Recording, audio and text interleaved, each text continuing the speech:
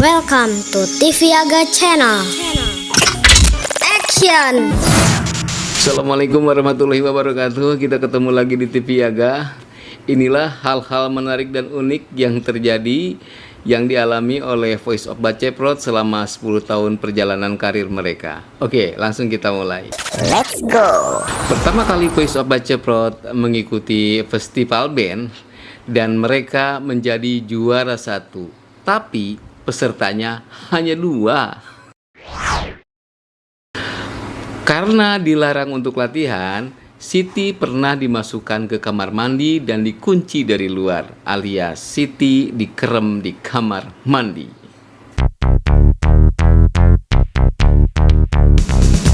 Widi juga sempat dilarang untuk latihan, tapi karena orang tuanya melihat Widi sedih, maka akhirnya diperbolehkan lagi untuk latihan. Dan mereka pun ketemu di tempat latihan, menangis dan berpelukan.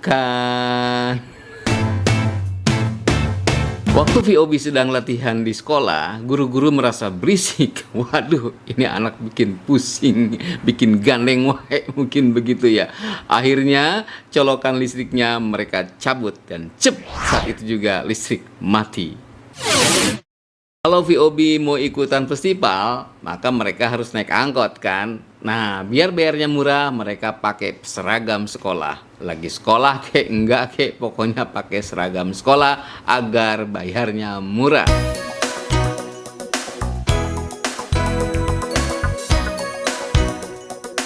Kalau VOB ikut festival, mereka wajib menang karena hadiahnya uang.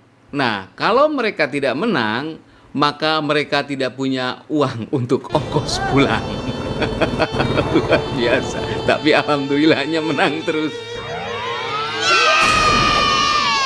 Waktu VOB ikut festival, mereka sempat diceng-cengin oleh peserta cowok karena VOB pakai hijab. Mereka bilang, "Neng, mau kasih dahan ya Neng? Jangan lupa Neng, lagu perdamaian, perdamaian." Perdamaian, perdamaian, perdamaian, perdamaian. Kalau Marsha mengkritik kebijakan-kebijakan sekolah, biasanya dia tuangkan dalam tulisan, kemudian ditempelkan di mading, alias majalah dinding.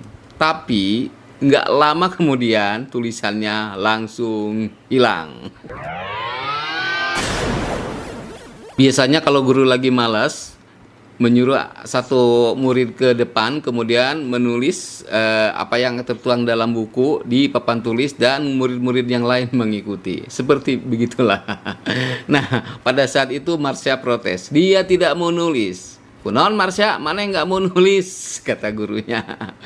Embung mungkin gitu kali ya. Nggak mau karena di dalam tulisan yang ada di papan tulis itu tidak dicantumkan sang penyusun buku atau penulis yang aslinya.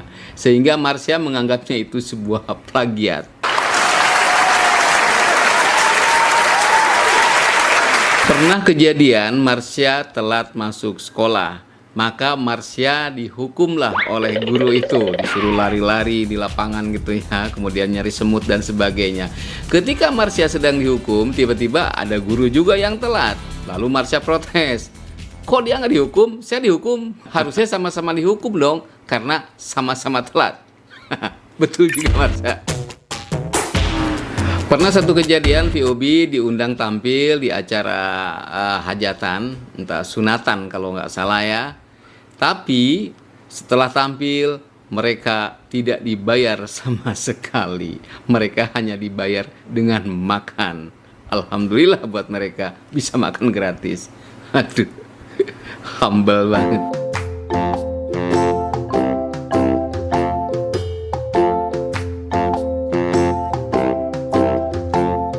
Saat VOB kolaborasi dengan Superman is Dead, nah di belakang panggung Siti nangis. Kenapa? Karena melihat panggung yang besar.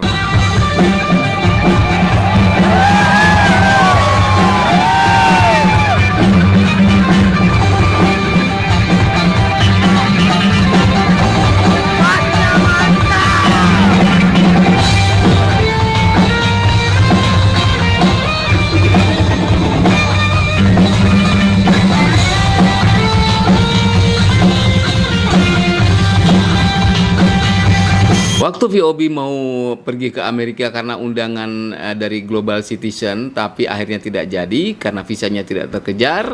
Tapi di kampungnya sudah heboh sekali bahwa VOB akan pergi ke Amerika. Tidak cuma di Amerika katanya, VOB akan show juga di Eropa dan keliling dunia. Waduh.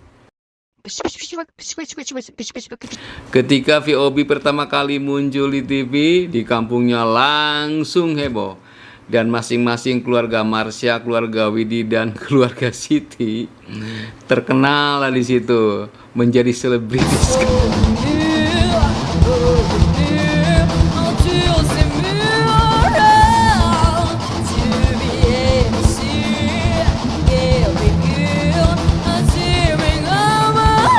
Waktu tampil di Synchronize Festival, waduh itu festival besar padahal, tiba-tiba gitar Marsha mati. Waduh, tapi untunglah mereka tidak grogi, mereka tidak panik, dan mereka tidak down dan juga tidak shock. Mereka terus bermain sampai lagunya habis. Setelah itu baru Marsha mengganti gitarnya. Keren mental mereka.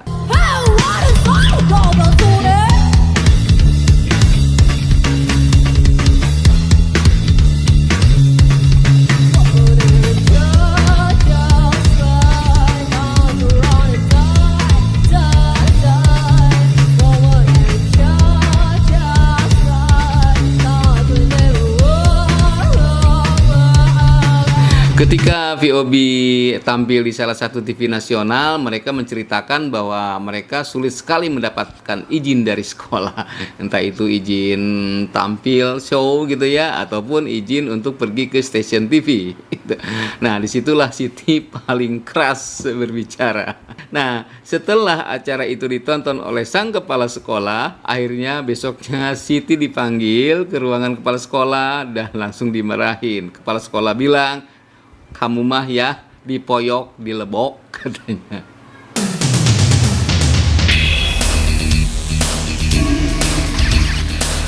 Setelah Siti dipanggil oleh kepala sekolah itu, akhirnya kakaknya datang ke sekolah dan mencabut semua berkas Siti, dan Siti pun pindah sekolah. Tapi sebelum pindah, Siti sempat nganggur selama seminggu atau 2 minggu gitu ya. Tapi kepindahan Siti akhirnya diikuti oleh Marsha dan juga oleh Widi. Akhirnya mereka satu sekolah kembali di SMK. Ketika VOB sudah mulai terkenal, kalau berpapasan dengan orang-orang yang dulu suka ngebulinya, maksudnya berpapasan antara motor dan motor, biasanya orang-orang itu lebih memilih menghindar, menceburkan diri ke dalam kali. Pada saat COVID-19, nah jadwal panggung VOB banyak sekali yang dibatalkan. Akhirnya mereka pulang kampung untuk mengisi waktu. Marsha jualan kerudung. Kemudian Siti bantu-bantu kakaknya jualan ayam goreng. Widi juga jualan. Pokoknya pada saat itu VOB mah jarualan weh.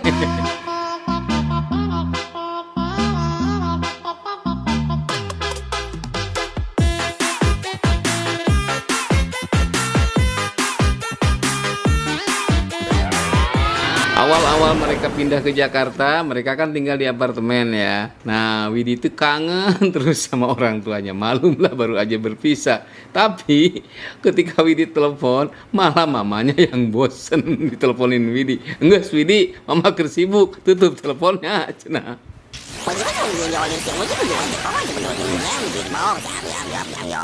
Waktu di apartemen itu juga, Marsha pernah digangguin hantu, ditarik selimutnya. Marsha kaget lah, waduh ternyata ada hantu juga. Ya Marsha mungkin hantunya minta tanda tangan kali, Cak.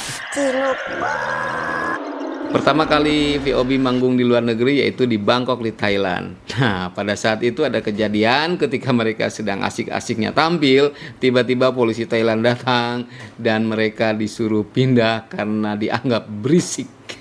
Akhirnya mereka pun pindah ke sebuah kafe yang tempatnya agak sempit gitu ya. Tapi penontonnya masih tetap antusias dan keren banget penampilannya.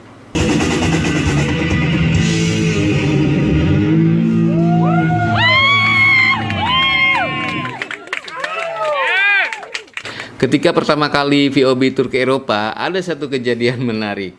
Ketika VOB dan orang Eropa sana mau berpapasan, orang Eropa itu lebih memilih jalan memutar karena melihat VOB pakai hijab kali ya. Mungkin mereka pikir, waduh, jangan-jangan teroris. Ampun, ampun, mana ada teroris man metal. Waktu tur di Eropa yang pertama kali itu, Marsha sempat kesel ditanyain oleh wartawan masalah jilbab lagi. Sudah dijelaskan, ditanya lagi.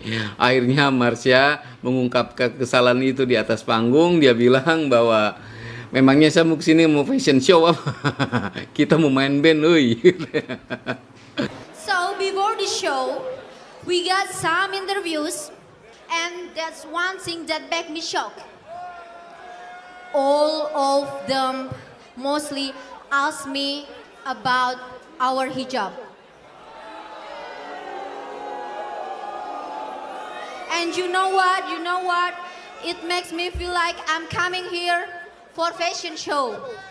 So, I tell you now. We are actually come here not only to make our dreams come true, but also to show you that hijab is a sign of peace, love, and beauty, of course. Ketika mereka manggung di Pasiwali Festival Taiwan, nah di situ banyak penonton yang lagi moshing karena lagu mereka oke banget kan, sangat keras dan memang enak untuk dipakai moshing. Nah ketika moshing itu ada polisi datang, dikira ada keributan. Ini ada keributan apa nih kata polisi? Ternyata mereka sedang moshing. Akhirnya dijelaskanlah bahwa itu moshing pak, dan polisi pun akhirnya oke lanjut.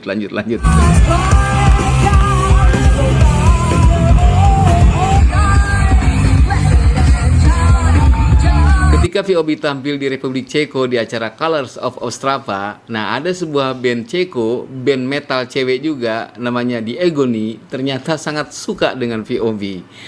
Dia meminta untuk ketemu VOB kepada panitia, akhirnya mereka pun ketemu dan The Agony seneng banget ketemu dengan VOB, sampai memposting pertemuan itu.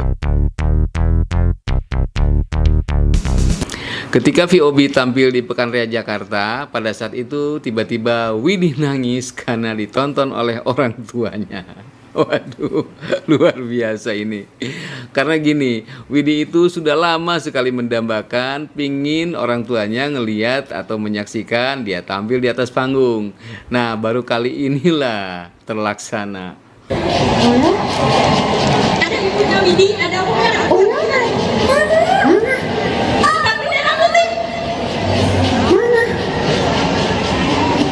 Oke, kita tunggu sebentar, Widih lagi menangis.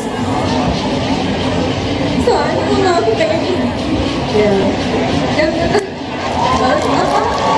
Aku takut karena jauh.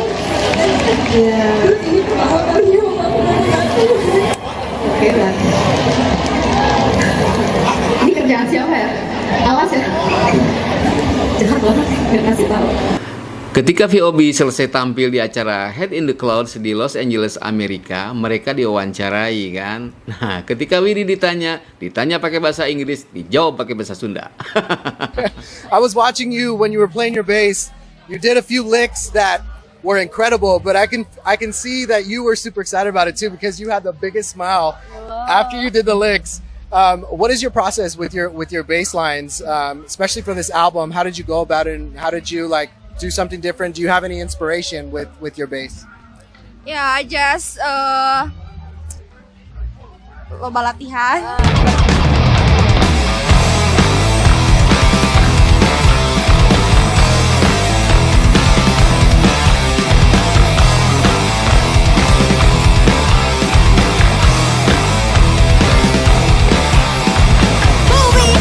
Oke, itu dia beberapa kejadian unik dan menarik yang dialami oleh Voice of Baceprot selama mereka berkarir ya. Oke, terima kasih sudah nonton sampai selesai. Jangan lupa ya subscribe, kemudian share, like, and comment.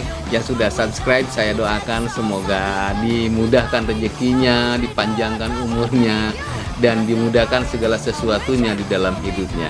Oke, terima kasih banyak. Wassalamualaikum warahmatullahi wabarakatuh. Adios.